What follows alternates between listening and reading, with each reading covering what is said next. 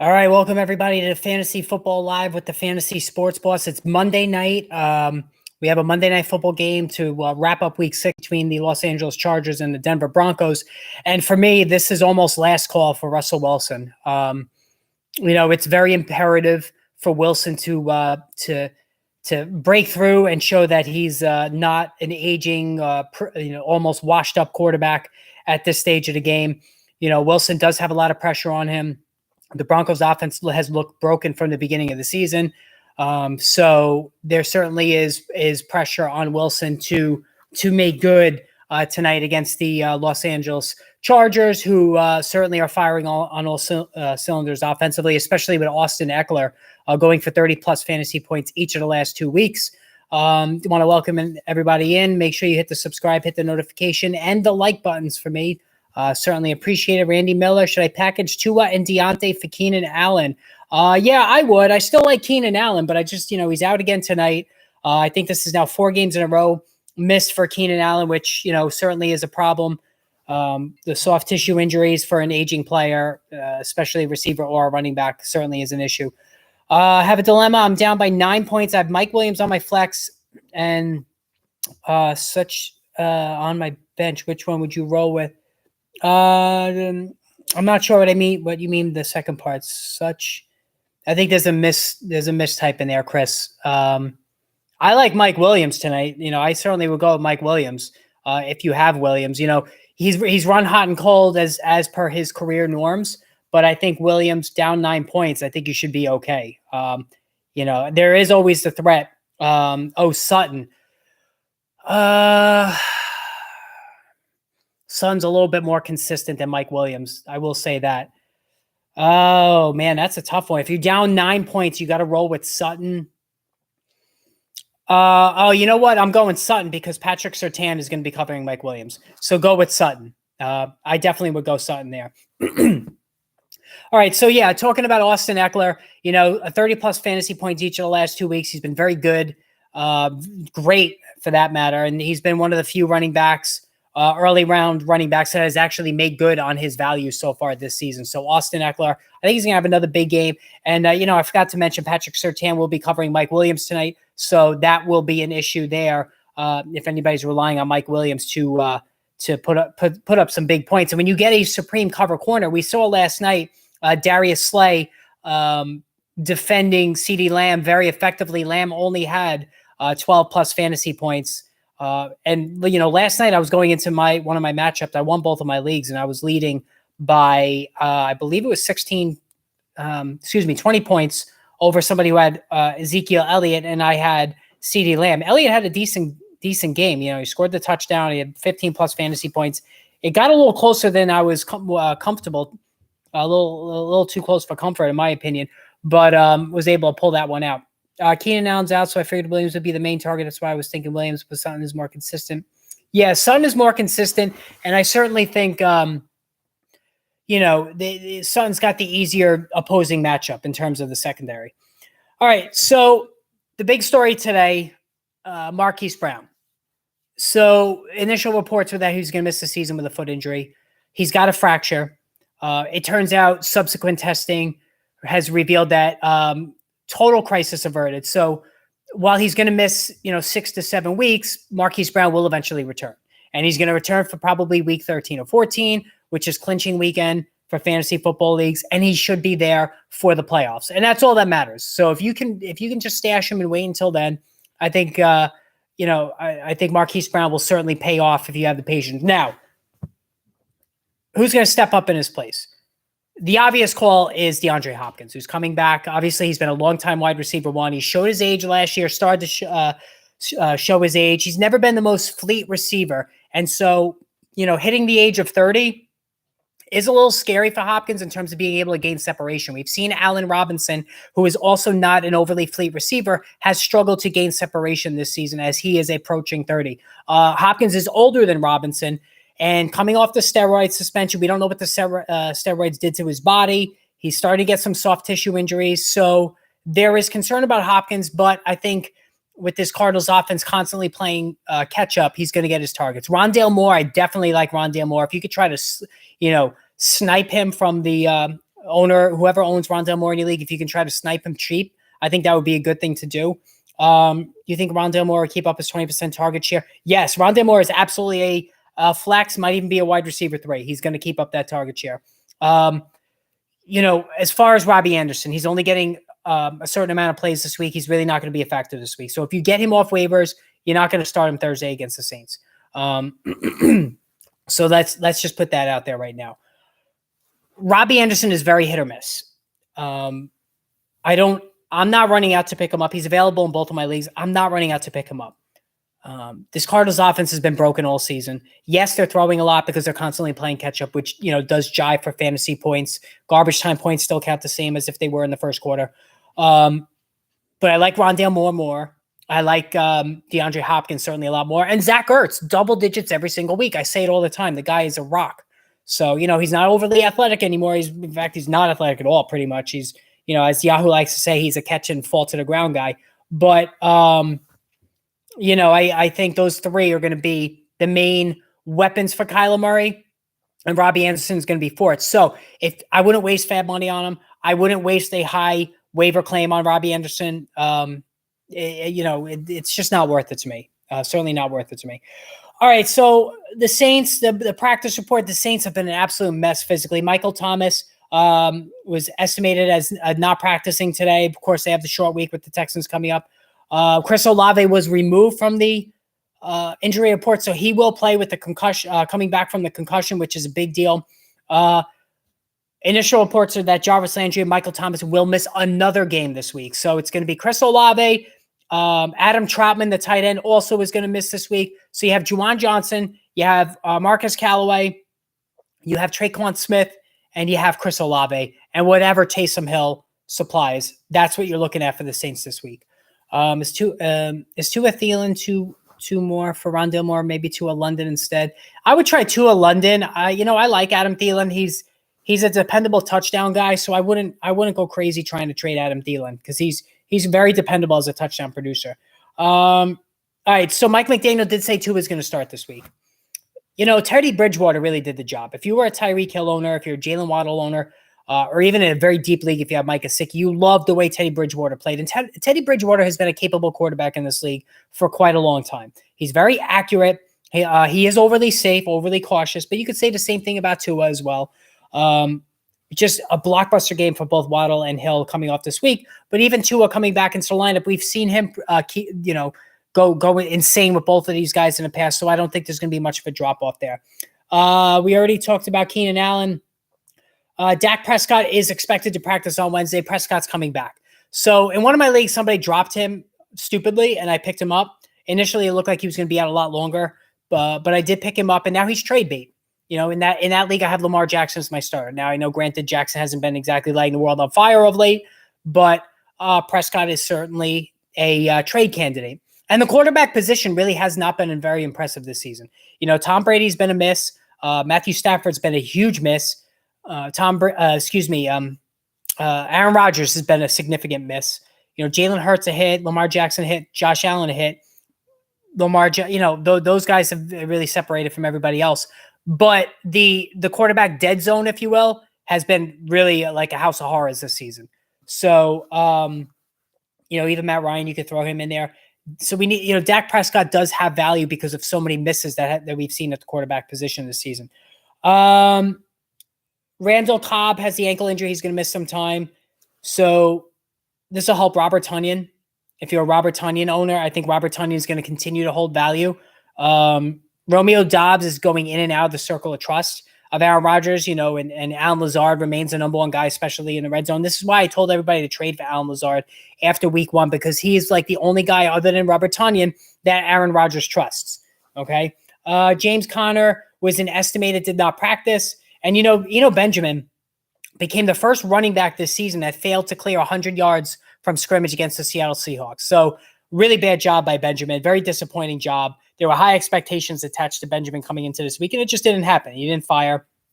Not a good outing at all for him. So even O'Connor is already shaping up to be a possible game time decision. Starting Benjamin is now not an automatic call. DeAndre Hopkins, we talked about, is back. I'm just going through the Monday news. Okay, Rashad Bateman has a foot injury. John Harbaugh is optimistic that he's going to be able to come back this week. So that's something to hang your hat on there, because honestly, it's been very coincidental, not coincidental, excuse me, that Lamar Jackson's worst play this season has come with Bateman out of the lineup. Okay. So Andy Dalton was an estimated limited with a back injury, and so was Jameis Winston. So you know what? This is interesting. Let's say Winston and Dalton don't play. Taysom Hill will start a quarterback. Now, wouldn't that be something with the tight end eligibility? Listen, I can't, oh my God, to quote a famous movie, I can't quit Taysom Hill. I really just can't. I mean, I know he gave you the 4.5 fantasy points, which was a dud. I guess we almost should have just predicted that after he went, gangbusters in week 5. But it's just hard to ignore Taysom Hill with that tight end eligibility. And with all of these injuries, if Andy Dalton and Jameis Winston don't play on a short week, Taysom Hill is going to start, and then you absolutely have to start him at tight end.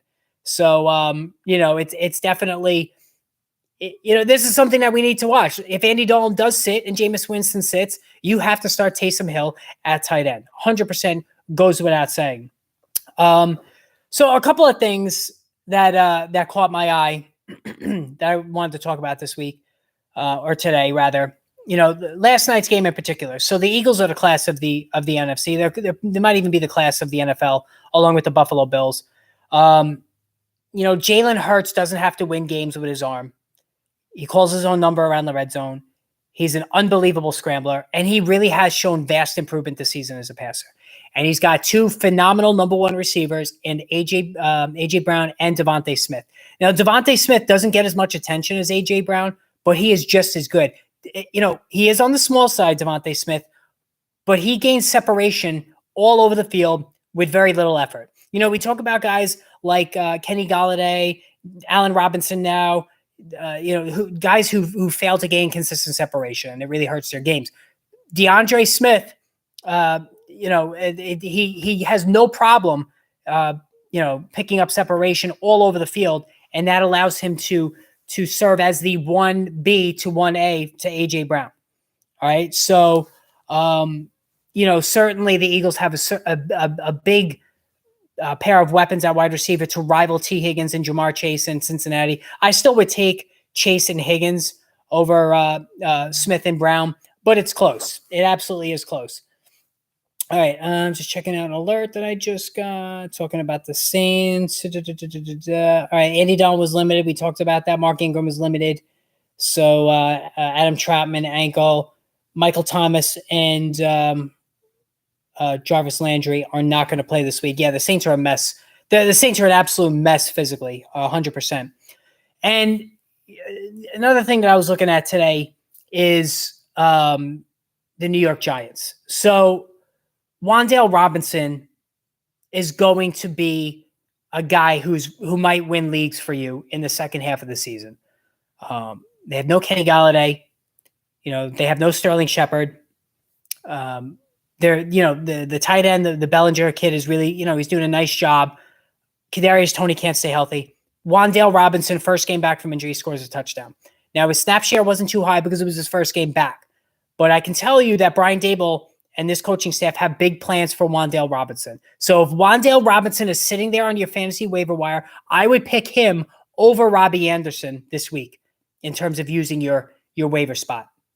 That's how much I like Rondelle Robinson. He's going to get carries out of the backfield. He might even do wildcat. He's going to be a heavily targeted guy. Even if Kadarius Toney comes back, this coaching staff is not wed to Kadarius Toney. They tried to even trade him during the NFL draft. I think, better than Judy. Hey, listen, premium mail, Jerry Judy, we've given enough time to. He's going to flash once every, 5 or 6 games, Jerry Judy, but it's just not happening to this point. He doesn't score any touchdowns. He's vastly inconsistent. It's been beyond disappointing with Jerry Judy.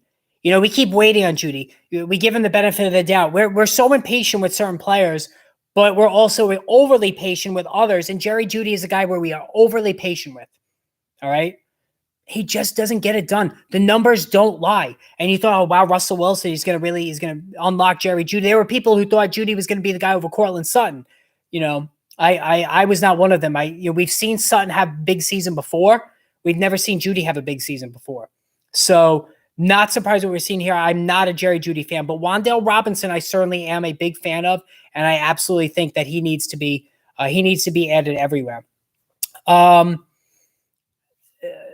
other thing I want to make note of is that the New York Jets are really babying Zach Wilson. And this is coming at the expense of Elijah Moore. It's coming at the expense of Corey Davis and Garrett Wilson. And even to a lesser extent, Tyler Conklin. They don't trust Zach Wilson. The New York Jets under Rex Ryan use the same philosophy they're using now to go to back-to-back AFC championship games with Mark Sanchez. Don't allow Mark Sanchez to lose a game.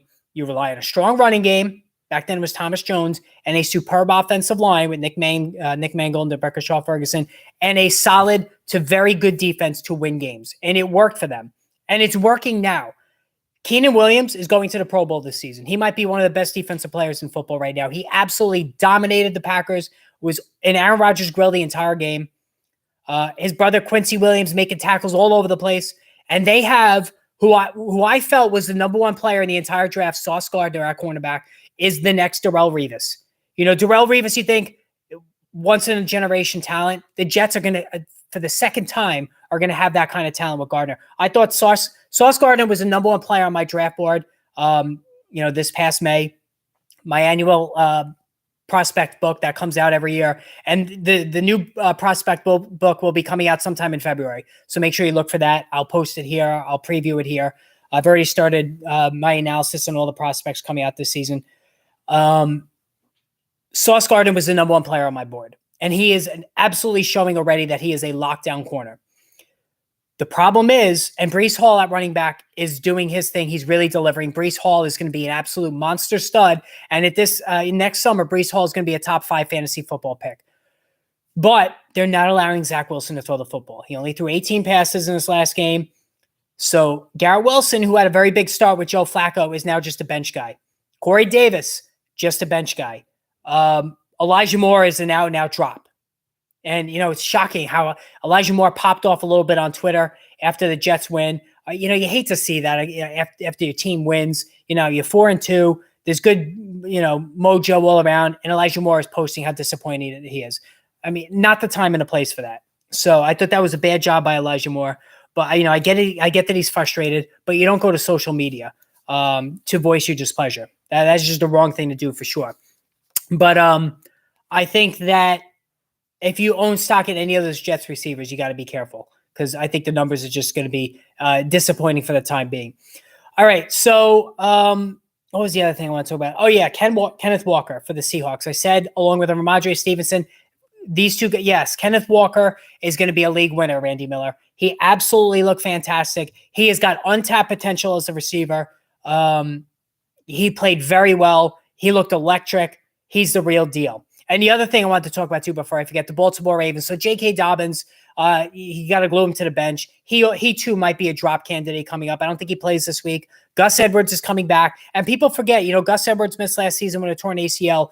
But Gus Edwards, he's got game. He can play. He's been a very productive runner in this league. He doesn't catch the ball either, but he's been very productive. A lot of people are going to chase Kenyon Drake. I'm not wasting a waiver spot on Kenyon Drake. That was a fluky outlier game for him last week. I'm not buying it. Lamar Jackson, is going to siphon touchdowns around the red zone. Justice Hill's going to be coming back, who played very well. You have, Gus Edwards coming back. Gus Edwards or Drake. Randy, out of those two, I would pick Drake because he catches the football. Gus Edwards doesn't. London kind of sucks. Yeah, you know what? Drake London, I don't think he sucks, Randy, but the offense sucks, certainly. The Falcons are not going to throw the football either. Just like with the Jets, the Falcons are not going to throw the football, and they are really hurting Kyle Pitts, who is now touchdown dependent, and Drake London, who got off to a nice start. Drake London is now a complete bench guy. London was awesome the first couple of weeks. I thought we really had something there, but Chris Olave has left him in the dust in terms of rookie wide receiver production, and it's not even close. Traded CEH and McLaurin for Walker and London last week. So, yeah, listen, I mean, we just talked about London's inconsistency. Terry McLaurin is in that same boat. Now, CEH, I warned everybody about CEH. He's had 2 straight duds. This was obvious. Clyde Edwards-Helaire is really not that good. He was very touchdown fluky the first couple of weeks of the season, catching passes in particular. He had that ridiculous game where he had 7 carries for 0 yards, but he scored a touchdown. The last 2 weeks, we've seen the Chiefs get involved, fall behind early against the Raiders, have to play catch up, and that means Jerick McKinnon will be on the field. And even Isaiah Pacheco is now starting to get more work. So I said, sell high on Clyde Edwards-Helaire 2 weeks ago. If you didn't listen, you still have him. Now you're screwed. I think Edwards-Helaire might have some moments the rest of the way, but he's at 40% snap share and even less sometimes.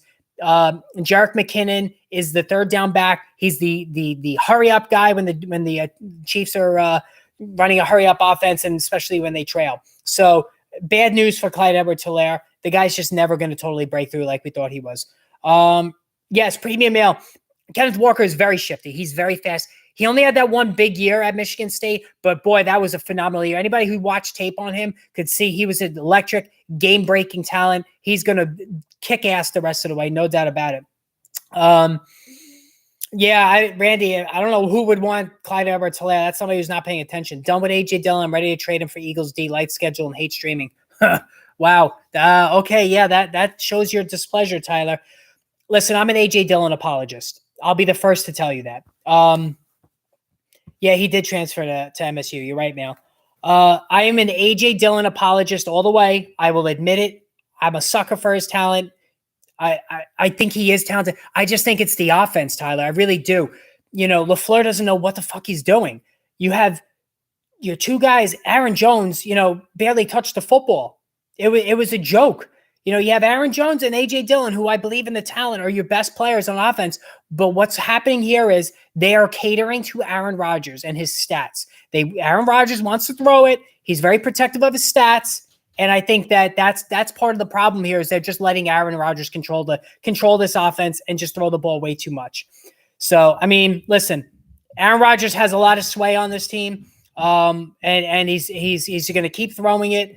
And results be damned. And the Packers right now have a really difficult schedule ahead of them. There is no guarantee that this team makes the playoffs. 2-time defending MVP. Rodgers is not playing overly well. He's forcing the football. He's got Alan Lazard and pretty much nothing but inconsistency in this passing offense. It should be Aaron Jones, A.J. Dillon all day long.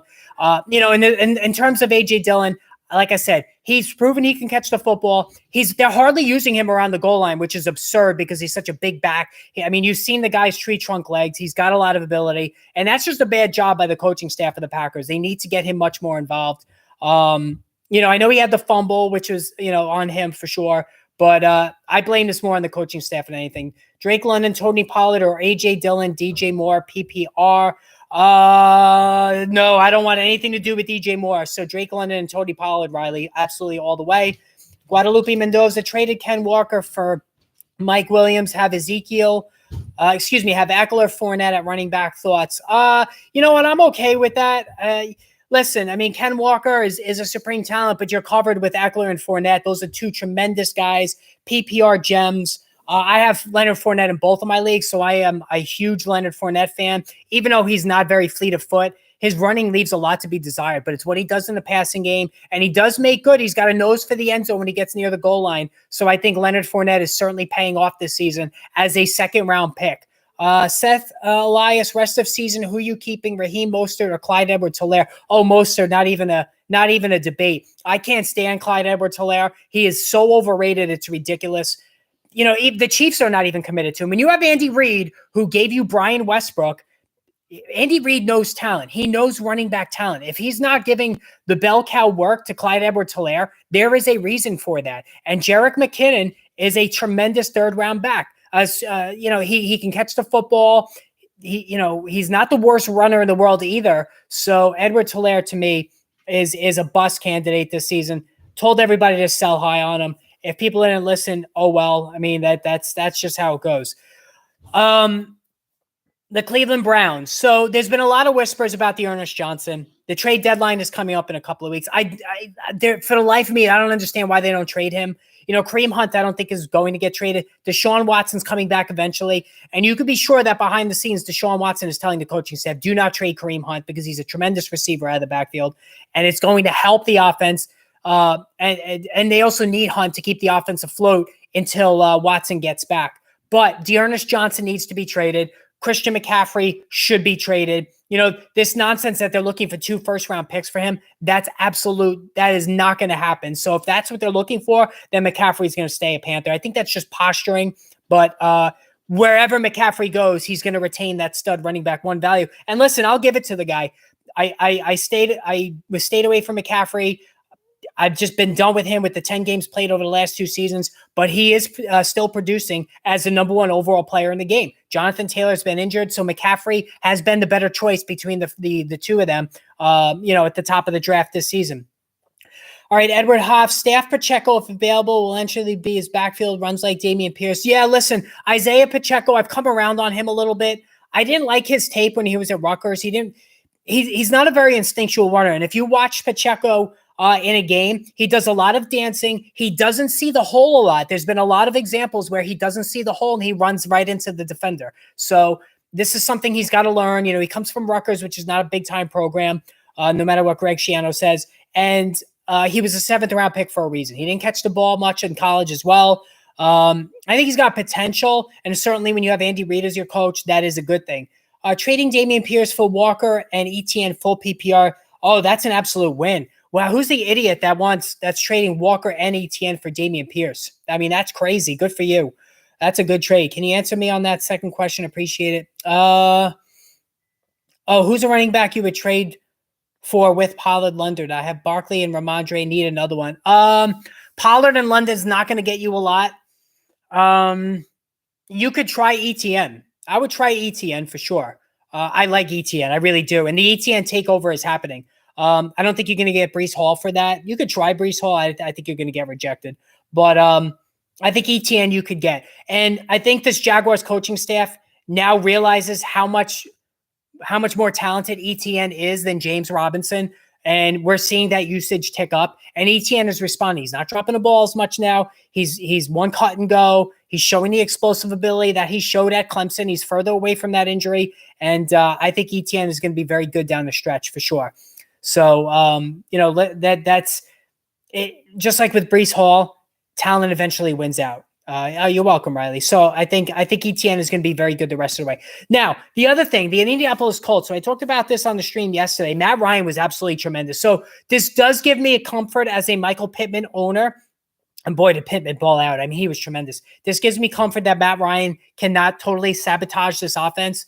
The fact that they were running the hurry up, kept the Jaguars defenders at bay, gassed the Jaguars defenders, and didn't really allow them to get their win back under them. And that's why Ryan was able to be as effective as he was. He didn't take a single sack.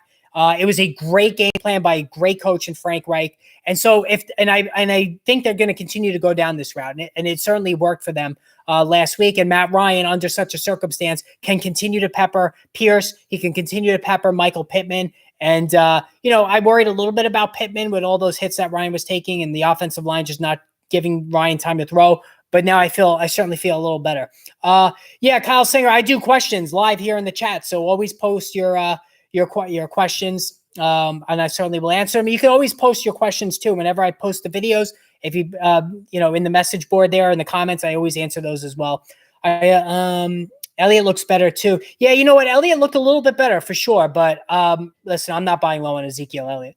I started Ingram over Tanyan. Was that dumb? Listen, you know what? I think both of those guys, I have both Ingram and Tanyan in the same tier. Listen, Ingram's been pretty solid the last couple of weeks. I do like Tanyan better, but I have them basically in the same area code stat-wise. So I don't think that was a bad move. I started Lockett over Boyd.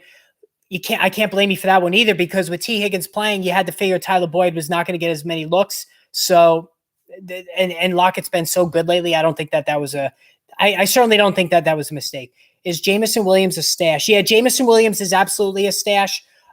He's got true game-breaking ability. And listen, if Jameson Williams did not suffer that injury, he would have been the first receiver taken in the draft. That's how electric a player he is. He was, I have him stashed in one of my leagues. the most talented receiver in the entire draft was Jamison Williams. He would have been the number one guy off the board if he did not get hurt. I know Amon-Ra St. Brown is there. I had TJ Hawkinson. There's a lot of mouths to feed in that offense, but I think Jamison Williams absolutely is the stash. And it's very curious what's going to happen with the Lions when they come off the bye. Are they going to find their mojo again? Bill Belichick completely dominated them, made them look silly, and once again proved why Bill Belichick is the best coach in the NFL. Just to completely stop that offense in his tracks the way he did. Rondell Moore's season. Yes, Rondell Moore's season. Season's a little strong. Moore's got to show a little bit more consistency, but he's been very, very solid of late. And I think now with Marquis Brown, I think Moore's game jives, pretty close with Marquis Brown as a short to intermediate guy who can create yards after the catch. Deandre Hopkins doesn't have the best speed and certainly declining speed at his age. I think he's more of a downfield guy. So I do like Rondell Moore. And listen, this is the time for Rondell Moore to step up now. It's his gig for the next 6 or 7 weeks until Marquis Brown does come back. So I think he's going to be this is his opportunity to run with this. My number one tight end is Waller, but should I wait after they play to determine whether to trade him or not? You know what? Darren Waller still has a lot of name brand in fantasy football, so you probably could get something decent for him, but it hasn't been very good for Waller. And, last year he wasn't great either. It's the 90 catch seasons are starting to become a distant memory for him. I don't know what it is.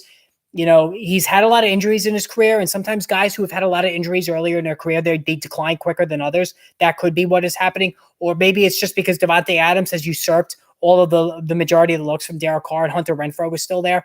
That could be a thing as well.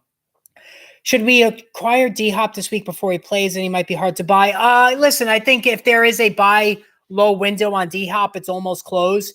Now that people know that Marquis Brown is out, you're not going to be getting D-Hop cheap. I mean, you could try it, but I don't think you're going to be getting him for a affordable price. Thoughts on Robbie Anderson trade and the receiver room in general? I don't like Robbie Anderson. I said to the others, I'm not chasing him. Zach Ertz is ahead of him. Rondell Moore is ahead of him. DeAndre Hopkins is going to be ahead of him. I think he's a very all or nothing player. I just don't see enough consistency. I could be wrong.